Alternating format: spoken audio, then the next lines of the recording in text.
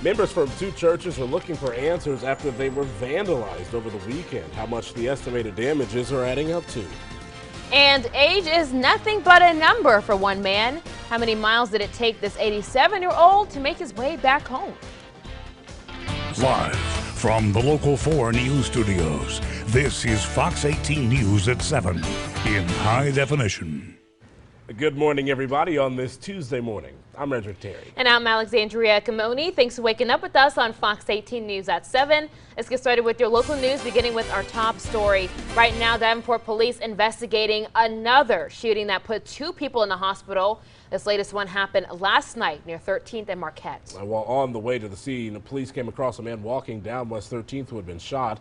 He was taken to University of Iowa Hospital while there, police got a call that another victim showed up to the hospital with non-life-threatening injuries from a gunshot wound. Stick with us as we continue to learn more throughout the day.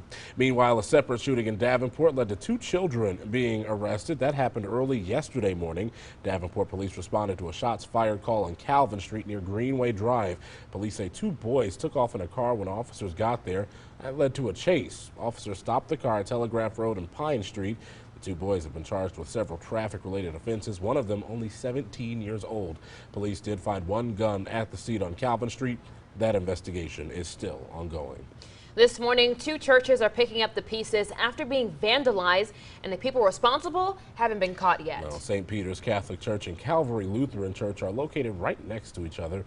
This happened on Saturday night, and the estimated damage totaled more than $10,000. Fox 18's Aaliyah Sims tells us what the next steps are for the churches. I was just very sad that someone would come in and basically violate this place, the spiritual place, the sacred place. Deacon Janine Johnson of Calvary Lutheran Church is describing her reaction the very moment she got the call that someone vandalized two churches in her small community. Being part of a small community, being part of a community where people really know each other, I think that's not something we thought would happen. We tried reaching out to the police department, but no one was available. The churches sustained damage such as shattered windows and a broken statue.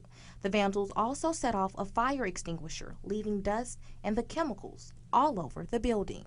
When the president of the congregation got the call, this door was already broken into and has since been boarded up to prevent this from happening again. Johnson says there is no surveillance camera inside the church because this is something that she never expected to happen. And so I think that we've felt that pain that we expect only will happen in big cities. And so I think that changes how we will look at security of the building. St. Peter's Church was broken into the same night through the back window. There was blood stains on the wall as well as a toppled statue, but the church is moving forward with the cleaning process. Anytime a church is vandalized, that's a big concern to us, and it's sad to see that happen. As far as the scope, this is probably a 2 to 3 day project. Moving forward, members of both churches say they are looking to forgive whoever did this. And I think there was anger. We all admitted that we were angry, but at the same time we know that God would want us to forgive. In Buffalo, Aaliyah Sims, Fox 18 News. Both churches held service on Sunday after the vandalism. Calvary Lutheran Church held service in their fellowship hall, while St. Peter's Catholic Church held theirs at a different church. 14 candidates are making their case to fill openings on the Davenport School Board. A large crowd showed up at the Davenport School Board Candidate Forum last night. 4 spots are up for grabs, and the candidates took time to explain why they are the best choice for the job. That election takes place November 5th. Time now is 7:04. Billions of dollars will be spent to fix roads and bridges in Illinois. Governor J.B. Pritzker just announced the state's first multi-year program for infrastructure. This is under the new Rebuild Illinois Capital Program. $3.7 billion will be spent in 2020, which is an increase from $1.5 billion in the previous year. A total of $23 billion will be spent in the next 6 years. An 87-year-old Moline native just hiked the 320-mile Rock River Trail. Lyle Lidholm has hiked thousands of miles in his lifetime. It includes several hikes that he says alone are more than 1,000 miles. Now, there was a welcome home reception at Stony Creek Inn and Suites yesterday. Fox 18's Ryan Risky has more. We're all here because I finished a walk. Lyle Lidholm just hiked the 320-mile Rock River Trail, but he estimates that after a few wrong turns that he actually hiked about 350 miles. Started on the 1st of September at a little town called Theresa, Wisconsin, which is part of the headwaters of the Rock River. And I followed the Rock River all the way down to the Quad Cities. Hiking has been a huge passion of Lidholm since his days as a Boy Scout. He was excited when the trail was finished because the road led him home.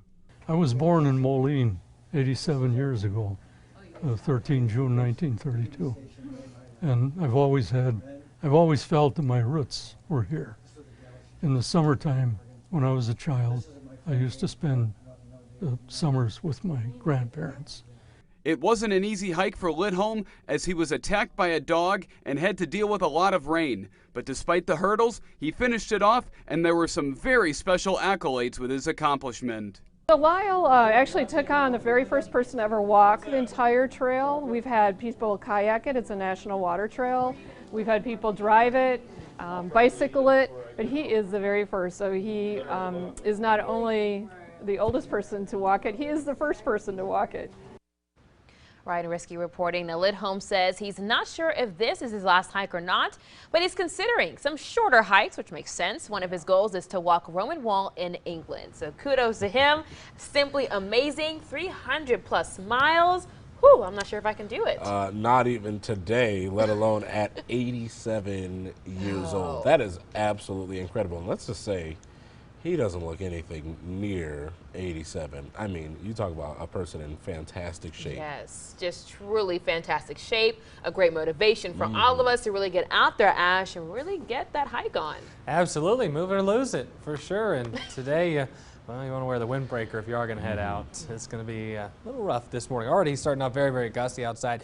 Got a lot of cloud cover here today. That cloud cover is sticking with us.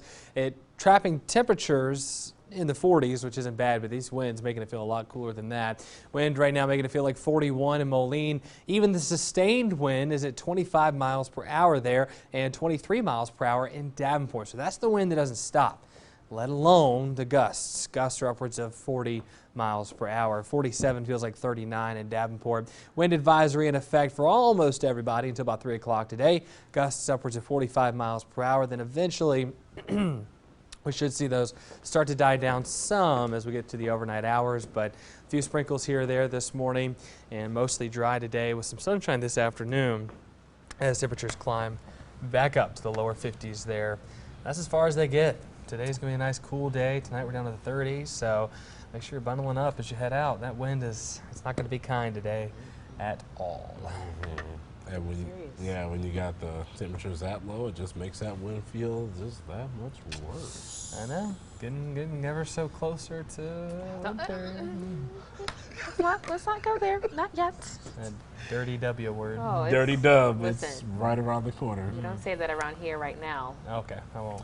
All right, thanks, Ash. Winter. Coming up, superhero or supervillain. Which role will you see Vin Diesel play in the trailer for Bloodshot? The time now is 7:09. Vin Diesel. You're watching Fox 18 News at 7.